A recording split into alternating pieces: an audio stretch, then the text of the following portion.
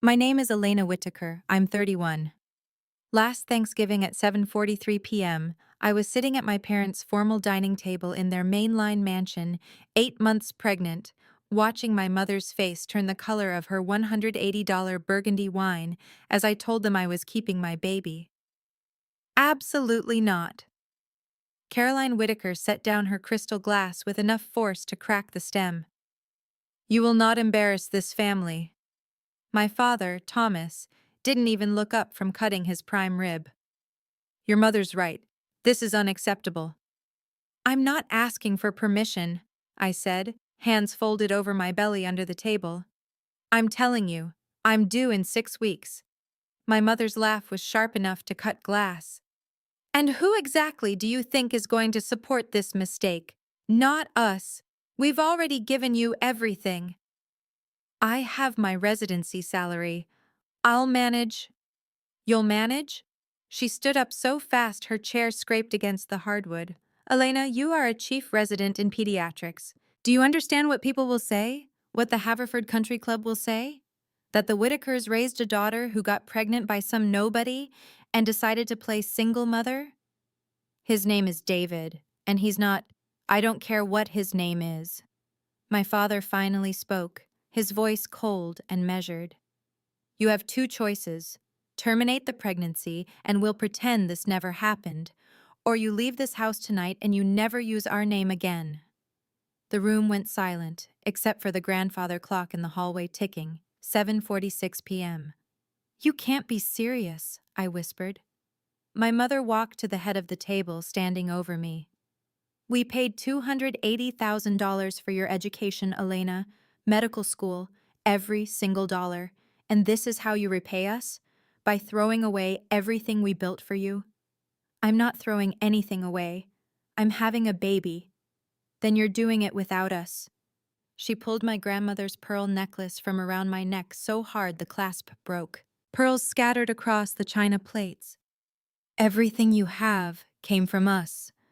The roof over your head tonight is the last thing you'll get from this family.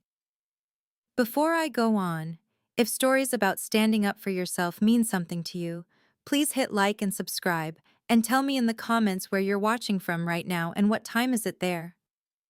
I stood up from that table at 7:51 p.m. I remember because I looked at my watch and thought about how 8 minutes could undo 31 years. My father still hadn't looked at me. My mother stood with her arms crossed, waiting for me to apologize, to break, to choose them over my child. I walked upstairs to my childhood bedroom, packed 1 suitcase, and left. I didn't know it then, but that night was just the beginning. Let me take you back 14 years to when I was 17, the summer before college. I was sitting in my guidance counselor's office at Lower Marion High School, acceptance letters spread across her desk. Harvard, Stanford, Johns Hopkins. These are incredible, Elena, Mrs. Chen said, smiling. Your parents must be thrilled. They weren't. When I got home that afternoon, I found my mother in her home office, on the phone with someone from her charity foundation, the Whittaker Children's Medical Fund. She was laughing about something, her voice warm in a way it never was with me. She hung up when I walked in. The warmth vanished. Harvard sent their financial aid package, I said, holding out the envelope. She didn't take it. You're going to Penn, we already decided. But Harvard is expensive and unnecessary. Penn is an excellent school and you'll live at home. End of discussion. I went to Penn. I lived at home. I ate dinner at that same formal dining table 4 nights a week for 4 years, watching my parents host charity galas and foundation events, watching them smile for photos, while they barely spoke to me unless it was to critique my grades, my appearance, my choices. When I got into Penn's medical school, they smiled for the Penn Medicine magazine photographer. When I matched to Children's Hospital of Philadelphia for pediatric residency, they framed the announcement letter. But they never said they were proud. They never asked if I was happy. They just paid, and they made sure I knew it. We're investing in your future, my mother said during my white coat ceremony, adjusting my collar for the photographer. Don't make us regret it. I didn't understand then what she meant. I do now. The first betrayal came 3 weeks after Thanksgiving. I was working a night shift in the PICU, 11 p.m. to 7 a.m., when my phone buzzed with an email from my father's lawyer. Subject: immediate action required. Tuition, repayment. I opened it standing at the nurse's station, my pregnant belly pressing against the counter. Dear Ms. Whitaker, we represent Thomas and Caroline Whitaker regarding educational funds provided to you between 2010 to 2022. Our clients have directed us to inform you that the $280,000 in tuition payments were provided as a loan, not a gift, per the attached promissory note dated August 2010, your signature notarized. Payment in full is due within 30 days. Failure to pay will result in legal action and reporting to the Pennsylvania Medical Board for financial fraud. Attached was a document I'd never seen before. My signature, a notary stamp, a promise to repay every dollar with 6% interest within 2 years of completing residency. I read it 3 times. The signature looked like mine, but I never signed it. I was 17 in August 2010. I didn't even know what a promissory note was. My hands started shaking so hard I had to set down my phone. One of the nurses, Sandra, touched my shoulder. Dr. Whitaker, you okay? I couldn't answer. I was staring at that document, at my own signature, knowing with absolute certainty I never signed it, and knowing with equal certainty that no one would believe me. I called my parents the next morning after my shift. My mother answered on the 3rd ring. Did you forge my signature on a loan document? My voice was steady. I'd practiced in the car. Elena, everything we gave you was conditional on you making good choices. You didn't. I never agreed to a loan. I was 17. You were old enough to understand expectations. We made sacrifices for you. Now, you need to sacrifice for us. By giving you $280,000 I don't have? Her voice went cold. By understanding that actions have consequences. You chose to keep that baby. Now, choose how you're going to pay for your education. She hung up. I sat in my car in the hospital parking garage for 40 minutes, watching the sunrise through the concrete pillars, trying to figure out how I'd pay $280,000 plus interest on a $64,000 resident salary while raising a baby alone. Then I went inside and delivered a premature infant whose mother had died in a car accident 2 hours before. I held that baby while the NICU nurses got the incubator ready, and I thought about how some mothers don't get to hold their children, and mine couldn't wait to let me go. The rumor started spreading within a week. I don't know who my parents told first, but by December, everyone in their social circle knew. Elena Whitaker was a thief. She'd stolen money from her parents and refused to pay it back. She was ungrateful, entitled, bitter. My college roommate Sarah texted me, "Is it true about the loan? My mom said your parents are devastated." My Aunt Rebecca called, "Elena, honey, I'm sure this is all a misunderstanding. Maybe if you just apologized." "Oh, I didn't do anything wrong," I told her. "I know, sweetie, but your mother is telling everyone you're refusing to pay back what you owe. Just maybe it's easier to work something out?" I hung up. She didn't call back. On December 19th, I gave birth to my daughter at Jefferson Hospital. 6 pounds, 4 ounces. Perfect. I named her Sophie. My parents didn't come, didn't call, didn't send flowers. I took 2 weeks of maternity leave and went back to work. My checking account had $2,847 in it. My rent was $1,400. Daycare was $1,200 a month. Formula, diapers, utilities. I did the math on a napkin during a 15-minute break at 3 a.m. and realized I was going to be $400 short every month, even without paying my parents a single dollar. I picked up extra shifts, weekend coverage, holiday on-call. I worked 75 hours a week and saw my daughter in 30-minute increments between rounds and nursing sessions. In January, my mother's lawyer sent another letter, this time threatening to report me to the medical board for FAFSA fraud. Our clients have evidence that you falsely reported their financial support on federal aid applications, constituting fraud under 18 U.S. Code Section 1001. Comply with repayment terms or face license suspension pending investigation. I pulled my FAFSA records. My parents had insisted on filing them for me every year. We know what we're doing, my father had said. Trust us. They'd never reported the tuition payments. Not once. 4 years of undergrad, 4 years of medical school. $0 in parental support listed, which made the payments look like gifts under tax law. But now they were calling them loans. And if I tried to prove they were gifts, I'd have to admit we'd all committed tax fraud by not reporting them. I was trapped.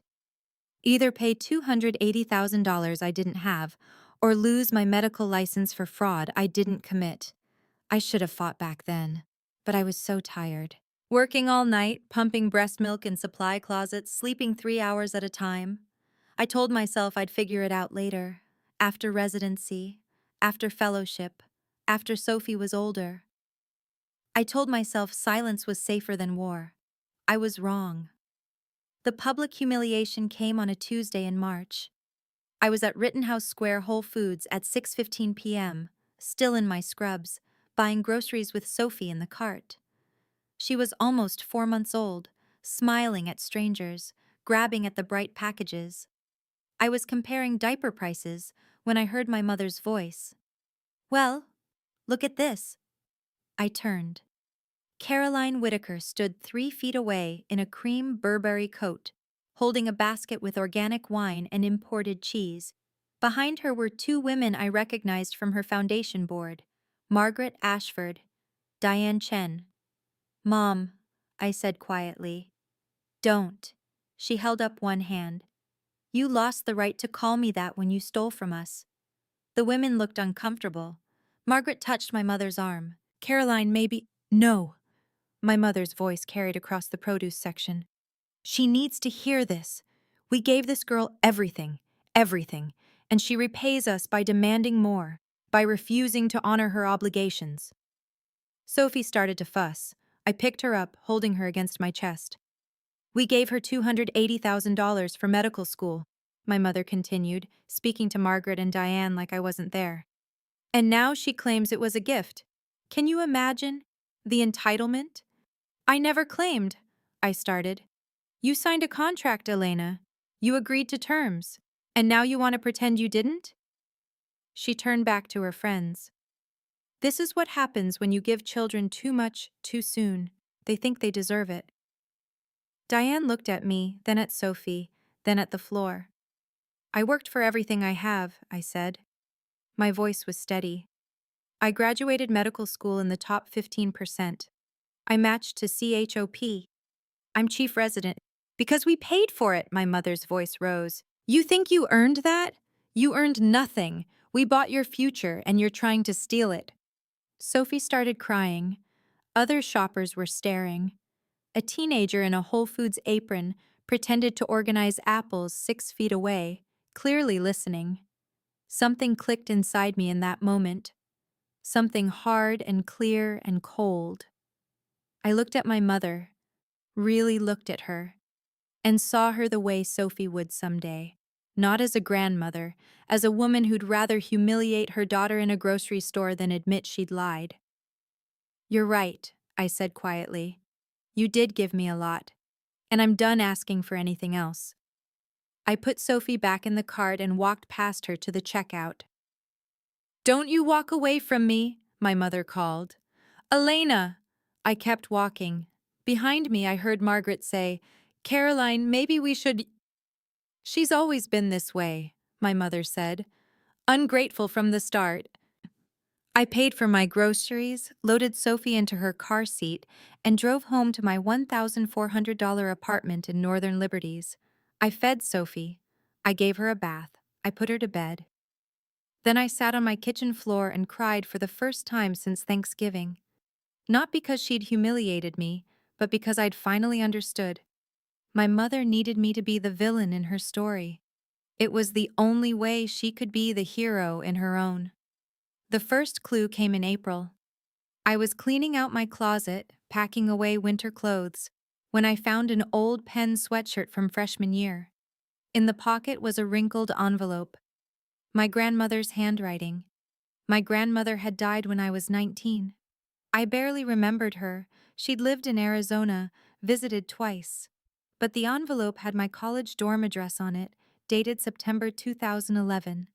Inside was a card, congratulations on starting at Penn, and tucked behind it, a business card. Patricia Delgado, CPA, Whitaker Children's Medical Fund. On the back, in my grandmother's handwriting, "If you ever need help, call Patricia. She knows the truth." I stared at that card for 5 full minutes. What truth? I tucked it into my wallet. I didn't call, not yet. I told myself I was being paranoid, that my parents were difficult but not criminal, that I just needed to work harder, earn more, figure out a payment plan. But I kept the card. In May, my parents escalated. Another letter from the lawyer. Final notice. $280,000 plus $43,400 in accrued interest due June 1st. After this date, we will file suit and petition the Pennsylvania State Board of Medicine for emergency license suspension pending fraud investigation. June 1st was 23 days away.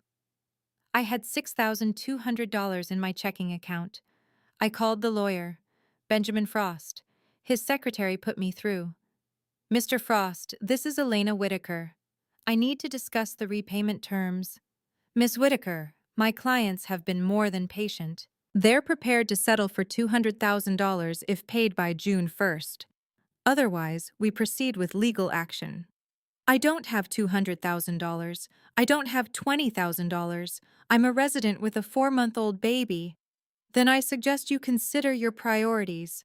Your parents sacrificed their retirement savings for your education. They deserve to be repaid." "They didn't sacrifice anything," I said. "They embezzled from their charity and used it to control me." The words came out before I'd even realized I'd thought them. Silence on the line. Then, "That's a serious accusation." "It's the truth. The Whitaker Children's Medical Fund." "Ms. Whitaker, I strongly advise you not to make defamatory statements. If you can't pay, we'll see you in court." He hung up. I sat there with my phone in my hand, heart pounding. Where had that come from? The embezzlement accusation? I didn't have proof. I didn't have evidence.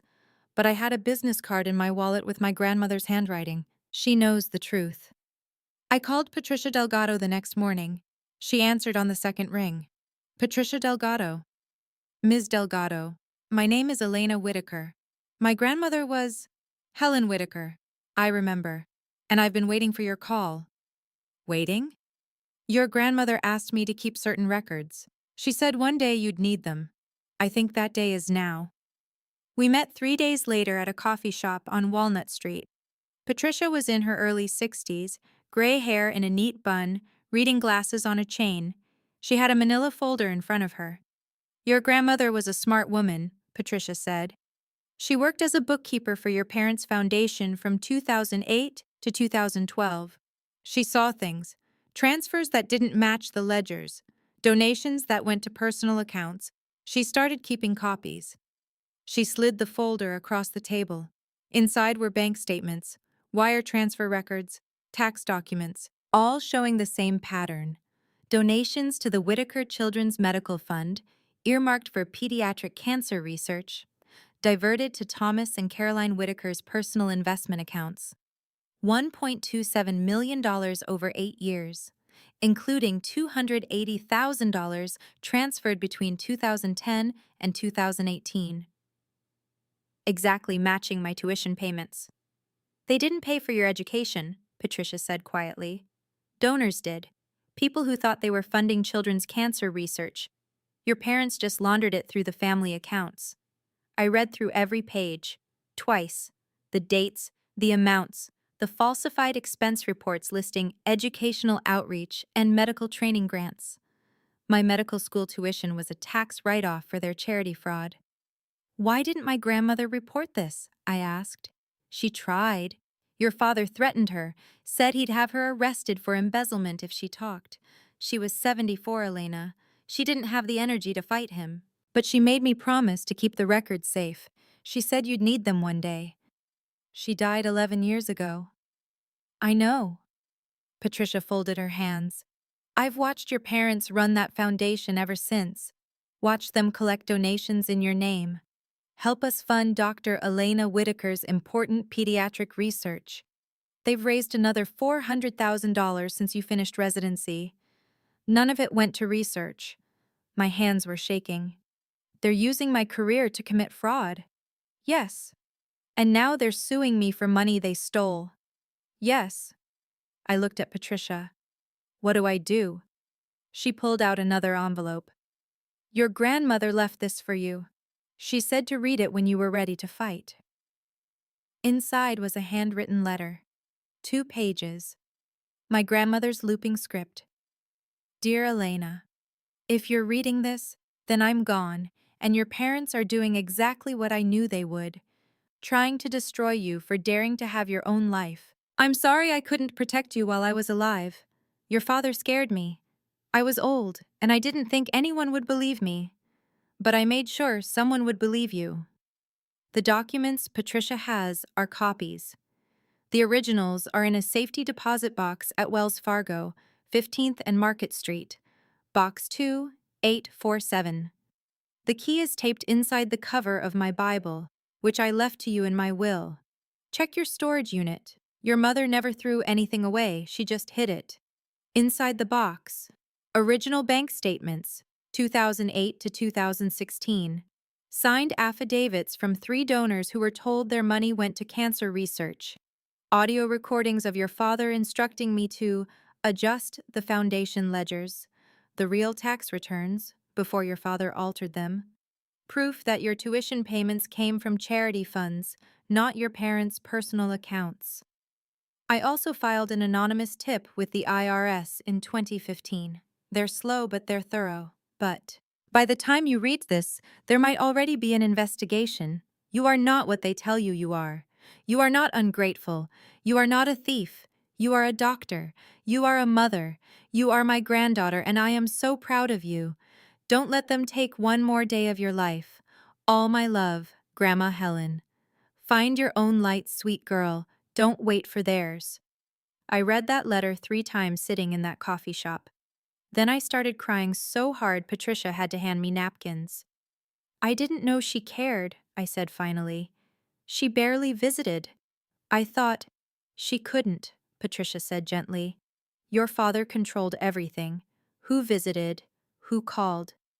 After she confronted him about the foundation, he cut her off completely. She died 6 months later. I wiped my eyes, took a breath, made a decision. I need to get into that safety deposit box. Already done. Patricia pulled out a brown accordion folder. I had legal authority as co-executor of her estate. I've been paying the box fees for 11 years, waiting for you to call. Everything's in here. She pushed the folder toward me. It was heavy. Years of evidence. Proof. What do I do with this? I asked. That's up to you, Patricia said. But I'd suggest you start by calling the FBI. Financial fraud against a charitable organization is federal, and I'd do it before your parents' lawyer files that lawsuit. Once you're the defendant, it's harder to be the whistleblower. I called the FBI that afternoon.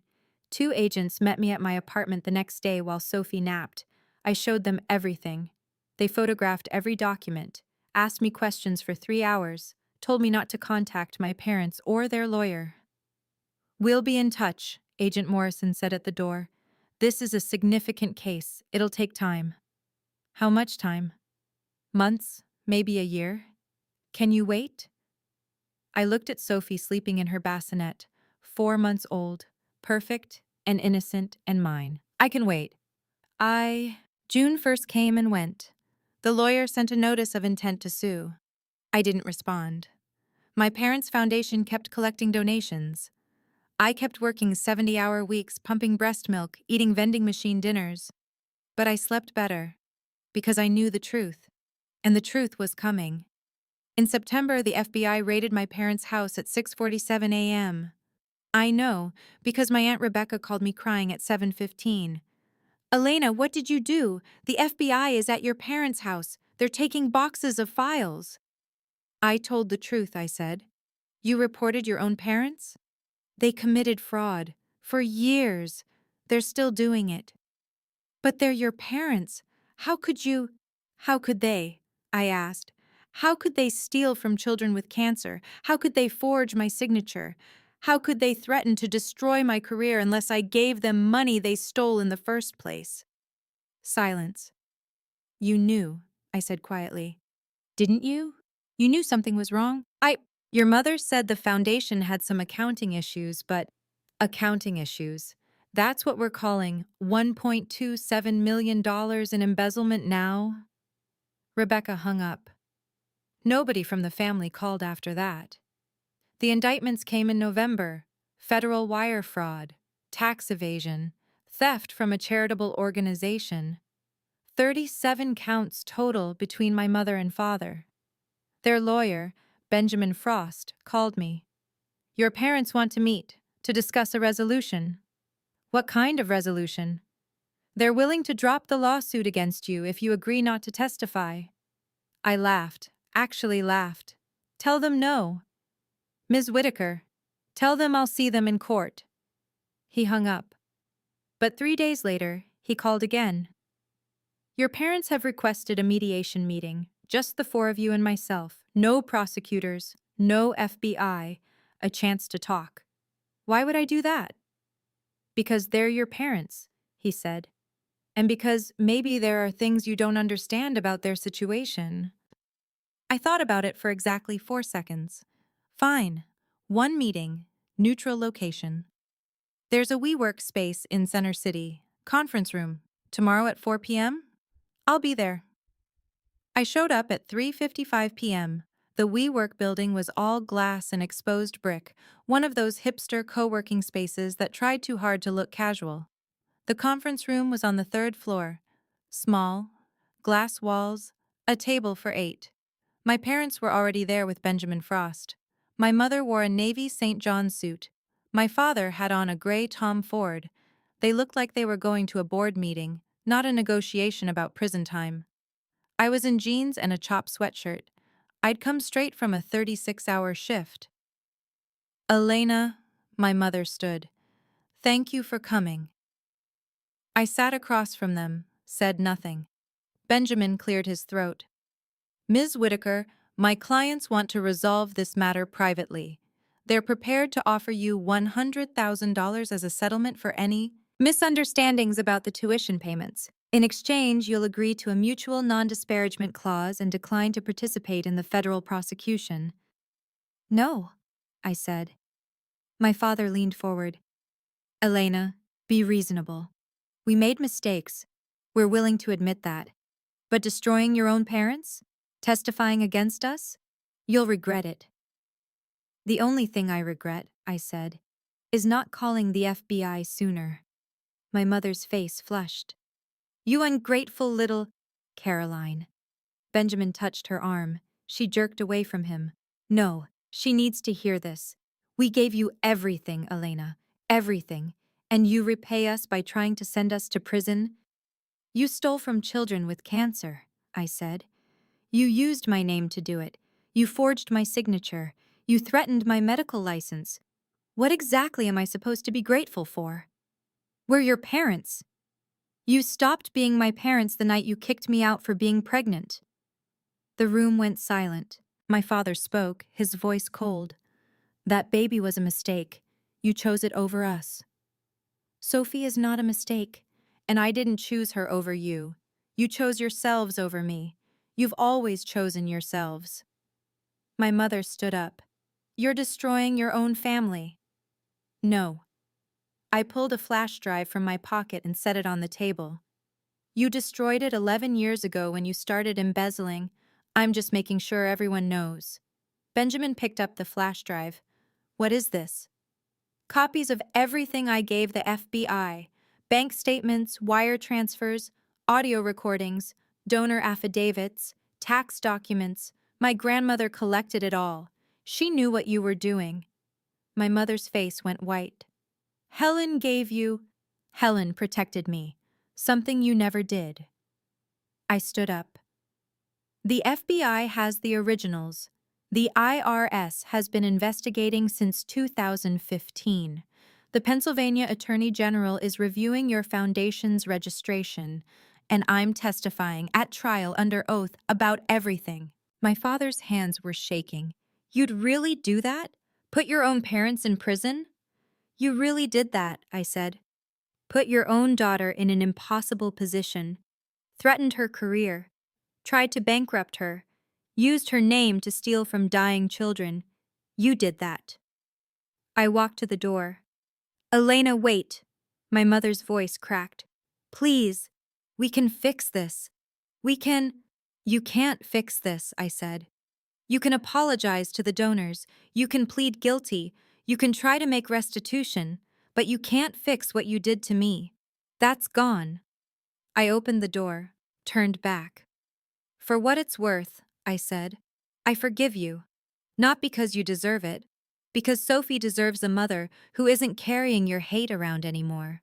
But forgiveness doesn't mean forgetting, and it doesn't mean protecting you from the consequences of your own choices. I left.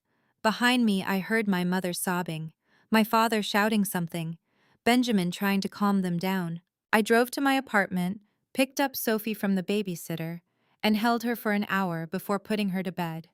The trial took place the following March. I testified for 4 hours, walked the jury through every document, every forged signature, every stolen dollar. My parents sat 20 feet away, refusing to look at me. The jury deliberated for 6 hours, guilty on all 37 counts. My mother got 4 years in federal prison. My father got 6. The foundation was dissolved. $1.27 million in restitution was ordered, though prosecutors said most of it was already spent. The Haverford Country Club revoked their membership.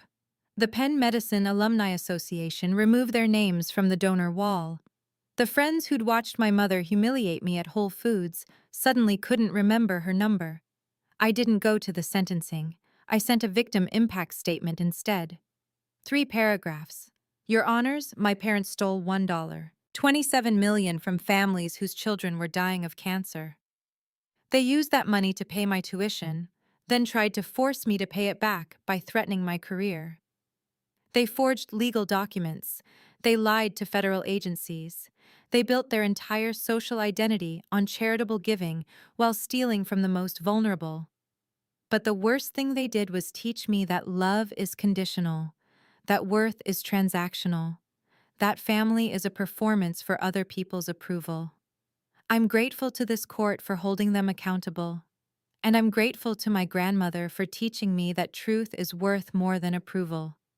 Respectfully, Dr. Elena Whitaker. 6 months after the sentencing, I finished my pediatric cardiology fellowship. Sophie was 2.5, obsessed with Daniel Tiger and goldfish crackers. We moved to a 2-bedroom apartment in Manayunk with a view of the river. I started working at CHOP full-time, pediatric cardiology.